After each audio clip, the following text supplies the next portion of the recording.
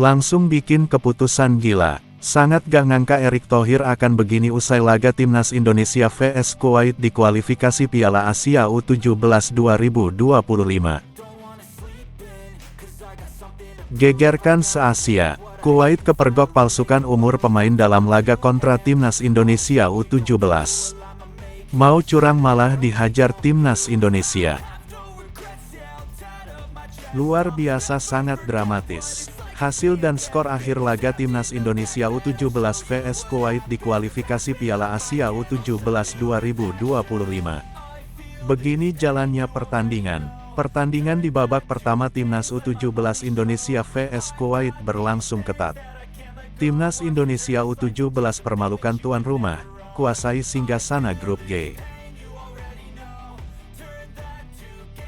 Alhamdulillah, kabar sangat bagus buat timnas kita. Sumarji pastikan hanya satu pemain timnas Indonesia yang absen lawan Jepang. Jadi simak berita selengkapnya sebagai berikut.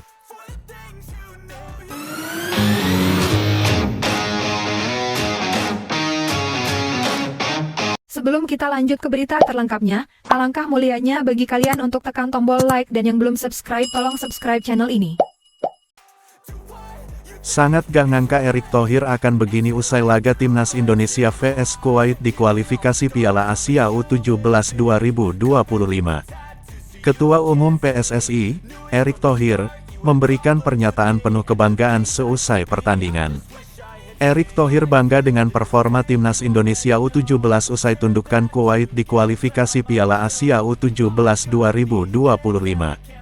Ketua Umum PSSI, Erick Thohir, memberikan pernyataan penuh kebanggaan seusai laga antara Timnas Indonesia U17 melawan Kuwait dalam lanjutan kualifikasi Piala Asia U17 2025. Dalam pertandingan yang berlangsung sengit, Indonesia berhasil meraih kemenangan penting dengan skor 1-0, memastikan langkah lebih dekat ke putaran final Piala Asia U17. Erick Thohir mengungkapkan kebanggaannya terhadap performa luar biasa yang ditunjukkan para pemain muda Indonesia. Menurutnya, kemenangan ini adalah buah dari kerja keras dan komitmen yang tinggi dari seluruh tim, baik di dalam maupun luar lapangan. Saya sangat bangga dengan anak-anak ini. Mereka tidak hanya bermain dengan penuh semangat, tetapi juga menunjukkan disiplin dan mental juara. Kemenangan ini adalah bukti bahwa masa depan sepak bola Indonesia cerah, dan kita harus terus mendukung perkembangan mereka, ujar Erick Thohir. Ia juga menyoroti pentingnya dukungan penuh dari masyarakat dan federasi untuk terus memajukan sepak bola usia muda di tanah air. Kemenangan ini harus menjadi motivasi bagi kita semua, bukan hanya untuk tim, tetapi juga untuk seluruh ekosistem sepak bola Indonesia. Kami di PSSI akan terus bekerja keras untuk memastikan mereka mendapat pembinaan terbaik. Dengan kemenangan ini, Indonesia semakin memantapkan posisinya di grup kualifikasi Piala Asia U17 2025, sekaligus memberikan harapan besar bagi masyarakat Indonesia untuk melihat prestasi lebih tinggi dari generasi muda sepak bola nasional. Erick Thohir pun berharap Timnas Indonesia U17 dapat mempertahankan performa apik ini hingga akhir kualifikasi dan melaju ke putaran final dengan keyakinan penuh. Perjalanan masih panjang, tetapi kami yakin dengan tekad dan kerja keras, mereka bisa melangkah lebih jauh, tutupnya. Kuwait kepergok palsukan umur pemain dalam laga kontra Timnas Indonesia U17. Mau curang malah dihajar Timnas Indonesia. Dunia sepak bola kembali diguncang dengan skandal kecurangan usia. Tim nasional Kuwait U17 kepergok memalsukan umur salah satu pemainnya dalam laga melawan Timnas Indonesia U17. Di kualifikasi Piala Asia U17 2025. Kasus ini terungkap setelah investigasi dari otoritas turnamen yang menaruh kecurigaan terhadap penampilan fisik beberapa pemain Kuwait. Pertandingan yang berlangsung ketat itu berakhir dengan kemenangan dramatis bagi Indonesia. Namun, kemenangan ini diwarnai isu tak sedap setelah beredar laporan bahwa ada pemain Kuwait yang usianya tidak sesuai dengan batas maksimal kompetisi U17.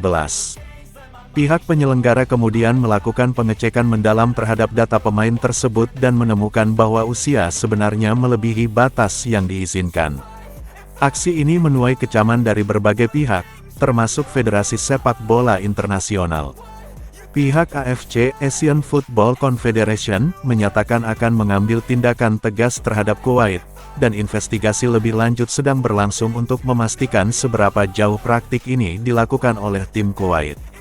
Manajer Timnas Indonesia U17, yang enggan disebutkan namanya, menyatakan bahwa kejadian ini merusak sportivitas dan integritas sepak bola.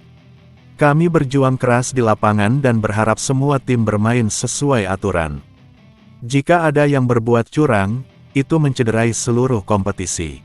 Hingga kini, AFC belum mengeluarkan keputusan resmi mengenai sanksi yang akan dikenakan kepada Kuwait, namun ada kemungkinan tim tersebut akan didiskualifikasi dari turnamen. Luar biasa sangat dramatis. Hasil dan skor akhir laga Timnas Indonesia U17 vs Kuwait di kualifikasi Piala Asia U17 2025. Begini jalannya pertandingan. Pertandingan di babak pertama Timnas U17 Indonesia vs Kuwait berlangsung ketat. Timnas Indonesia U17 permalukan tuan rumah, kuasai singgasana grup G. Timnas Indonesia U17 memulai perjuangannya di grup G kualifikasi Piala Asia U17 2025 dengan mengalahkan tuan rumah Timnas Kuwait U17 1-0 di Abdullah Al Khalifa Al Sabah Stadium, Kuwait City, pada Rabu tanggal 23 Oktober tahun 2024 malam WIB. Timnas Indonesia U17 langsung mengambil inisiatif serangan sejak menit awal. Agresivitas tim berjulukan Garuda Asia itu berbuah gol cepat.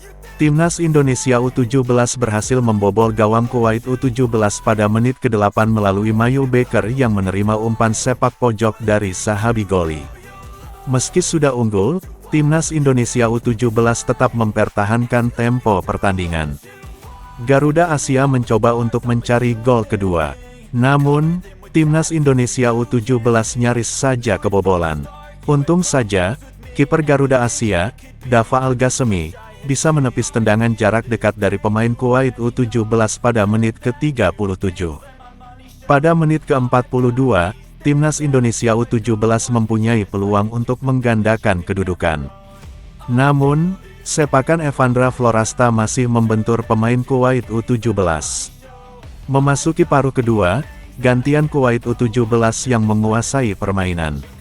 Karena sudah unggul, Timnas Indonesia U17 sudah tidak lagi senafsu babak pertama. Pada 2 menit menjelang waktu normal berakhir, Timnas Indonesia U17 melahirkan 2 kans lewat Sahabi Goli dan Mayu Beker, tapi belum masuk ke gawang Kuwait U17. Kemenangan ini membuat Timnas Indonesia U17 menjadi pemuncak klasemen grup G untuk sementara. Garuda Asia menorehkan 3 poin dari 1 pertandingan. Dalam matchday kedua grup G, Timnas Indonesia U17 akan melawan Timnas Kepulauan Mariana Utara U17 Abdullah Al Khalifa Al Sabah Stadium pada Jumat tanggal 25 Oktober tahun 2024 malam WIB. Alhamdulillah, kabar sangat bagus buat Timnas kita. Sumarji pastikan hanya 1 pemain Timnas Indonesia yang absen lawan Jepang. Jadi simak berita selengkapnya sebagai berikut.